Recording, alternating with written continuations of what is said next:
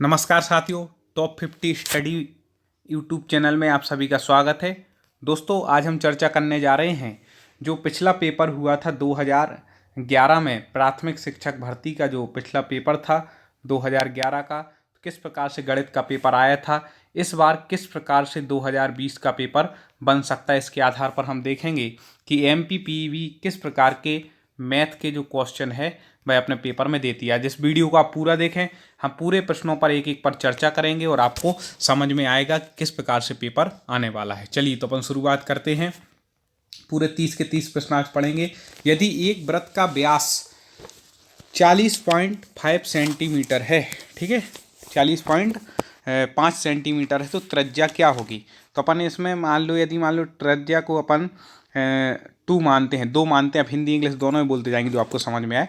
2 मानते हैं तो 2r करके यदि अपन 40 में भाग करेंगे तो क्या आ जाएगा 2.25। त्रिज्या कितनी हो जाएगी 2.25। इसका बी उत्तर सही हो जाएगा। अभी और भी पेडागोजी संबंधित प्रश्न है, आप वीडियो को पूरा देखें। अगला देखें, 4 लीटर 450 मिली में कितने मिलीलीटर होते हैं। तो 4 लीटर बराबर कितना हो गया 4000 मिलीलीटर, और प्लस ही 450 कर दो तो कितना हो जाएगा 4450।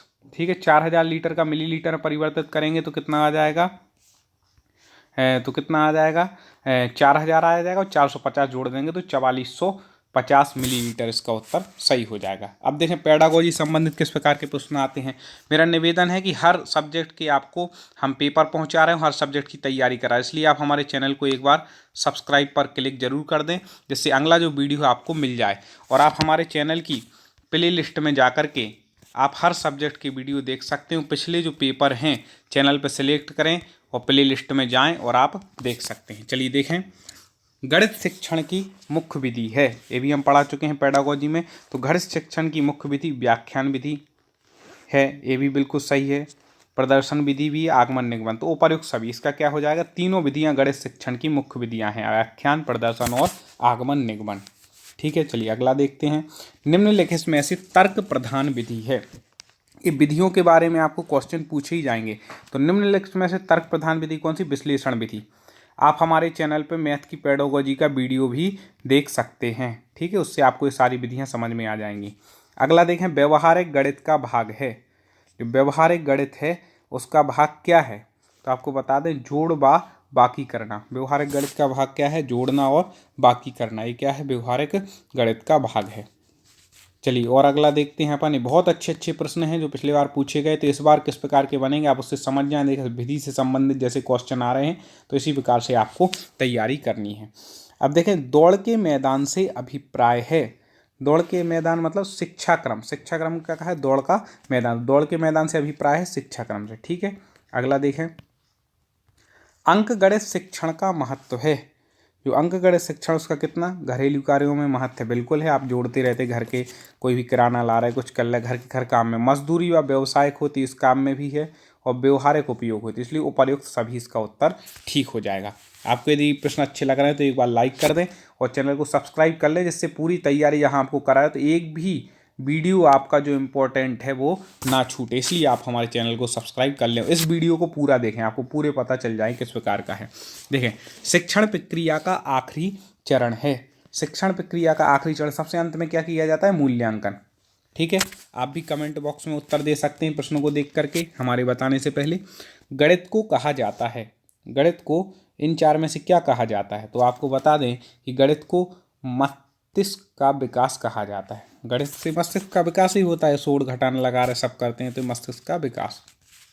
अगला देखें, गणित के नियम व निष्कर्ष होते हैं। गणित के नियम और निष्कर्ष किस प्रकार के होते हैं, तो आपको वो बतलाना है।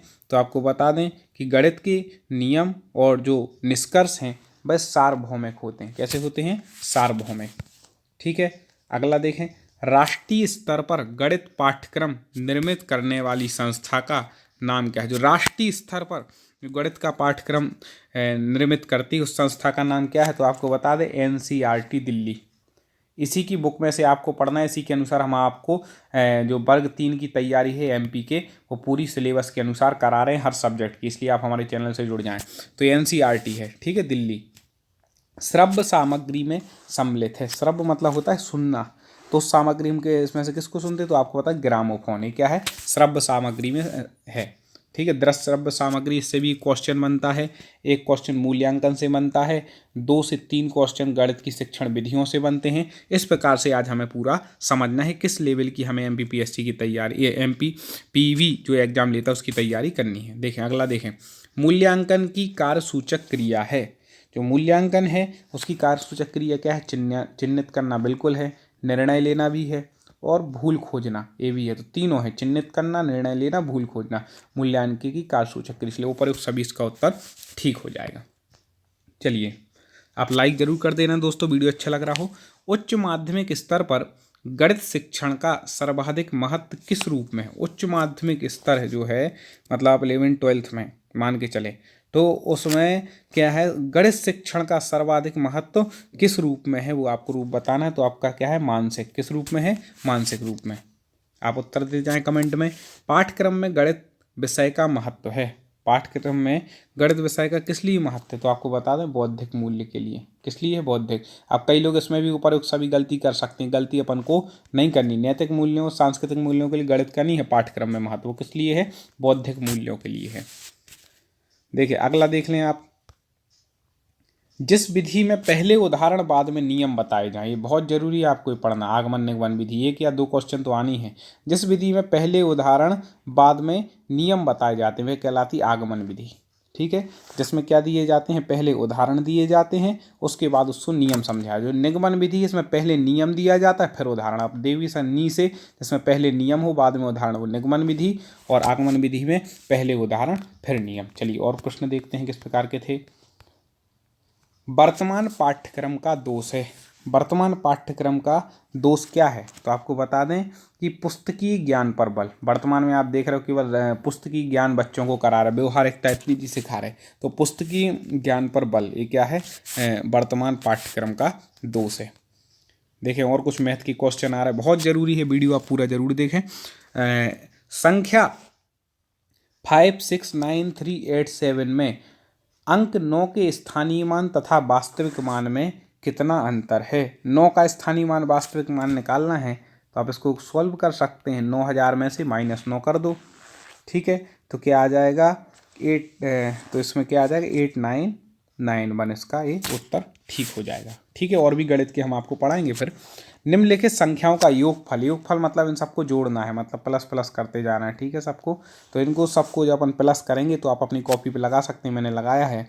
तो उसमें से कितना निकल करके उसमें जो संख्या आएगी वह कितनी आएगी, 13,603.887 ये संख्या निकल करके आती है।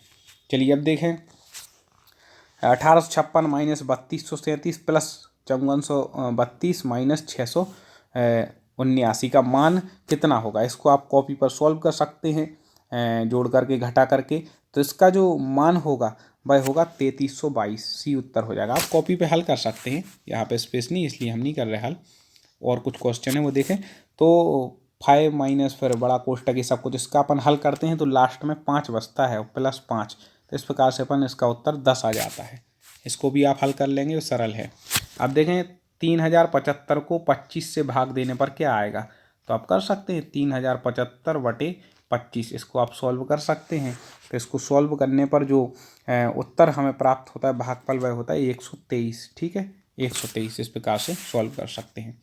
अगला देखें, 530 × 26 का मान कितना होगा, तो 26 का गुणा आप 530 में कर दें तो उसमें जो मान निकलेगा वह निकलेगा कितना, 13,780, तो ये इसका उत्तर हो जाएगा। और देखें, रा 110/90 पैसे का योगफल, तो आप कर दो 110 + 90 पैसे, तो इसमें पॉइंट लग जाएगा तो 110.90 इस प्रकार से आ जाएगा। योगफल जोड़ना है, कई बार समझ नहीं पाते, अपन को उत्तर पता रहता है समझ नहीं पाते, इसलिए बिल्कुल ध्यान से अपन को पढ़ना है। ठीक है ना। चलिए, एक त्रिभुज के दो कोण, ठीक है, 70 डिग्री और 45, तो त्रिभुज के तीसरे कोण का मान, एक का कितना है 70 डिग्री है और एक का है 45, तो तीसरे कोण का मान कितना होगा। तो इसको अपन आसानी से सॉल्व कर सकते हैं। इसको अपन को सॉल्व करने के लिए क्या करना पड़ेगा, तीनों कोणों का कितना होता है 180, तो 180 माइनस कोष्टक में कर देंगे 70 प्लस 45, तो इसको हम सॉल्व करेंगे तो कितना आ जाएगा 65। ठीक है, चलो अगला देखो, निम्नलिखित में से कौन सा कोण एक न्यून कोण नहीं है। न्यून कोण नहीं है तो 90 के नीचे देखो कौन कौन से 70 है, 75 है, 80, तो ये तीनों तो न्यून कोण नहीं है। 95, ठीक है, 95 क्या है, निम्नलिखित में से कौन सा कोण एक न्यून कोण नहीं है, तो 95 क्या है, न्यून कोण नहीं है। अगला देखें, यदि किसी संकेंद्रीय वृत्त की दो त्रिज्याओं की लंबाई r1 अंतः एवं r2 बाह्य में है तो निम्नलिखित में से कौन सा संबंध सत्य है। ये संबंध से संबंधित जो क्वेश्चन पूछे जाते हैं उसमें है, तो r1 और r2, तो इसमें क्या बता रहे, लंबाई r1 की अंतः एवं r2 की क्या है, बाह्य है, तो इन दोनों में जो संबंध होगा वो r1 और r2 इस प्रकार से हो जाएगा इसका। ठीक है, अगला देखें, निम्नलिखित संख्या पैटर्न में आगे की क्या संख्या है, तो आप इसको ऐसे सॉल्व करना है, 2 और 3 5, 3 और 4 7, एक एक बढ़ाते।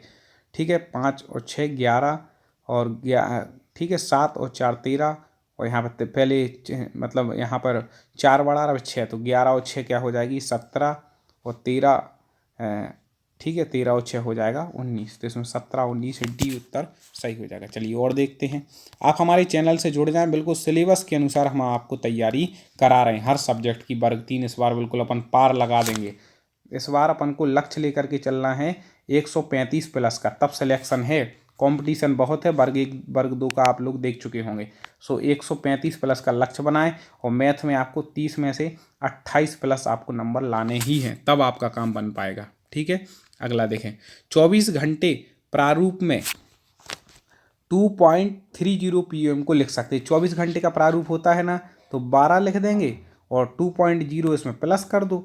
ठीक है, तो 12 में उतना प्लस करते जाना है, तो 12 और 2 14 30, तो कितना हो जाएगा 14 30, 14.30। ठीक है, अगला देखें, 50 ग्राम 80 मिलीग्राम को मिलीग्राम में बदलने पर होगा, तो 50 ग्राम 1 ग्राम में होता है 1000 मिलीग्राम, कितना होता है 1000, तो 50 ग्राम का क्या हो जाएगा 50,000 मिलीग्राम, और उसमें 80 ग्राम और आपको जोड़ना है, तो 50,000 80 देख लो ये है, तो ये इसका बिल्कुल सही हो जाएगा। हमें लगता है आपको हमारा वीडियो अच्छा लगा हो, एक बार लाइक कर दें। हमारे चैनल की लिंक अभी तो आपको मिल गई, लेकिन आगे मिल सकती ना मिल सकती, इसलिए सब्सक्राइब करके आप हमसे जुड़ जाएं। इसकी लिंक को आप सभी व्हाट्सएप के ग्रुपों में शेयर करें, फेसबुक पे यदि आप शेयर करते हैं तो उसके और लोगों तक एक लिंक पहुंच सकती, और भी लोग तैयारी कर सकते हैं। इसी तरह हमसे जुड़े रहें। अगले वीडियो के साथ हम पुनः आपसे मुलाकात करेंगे। जय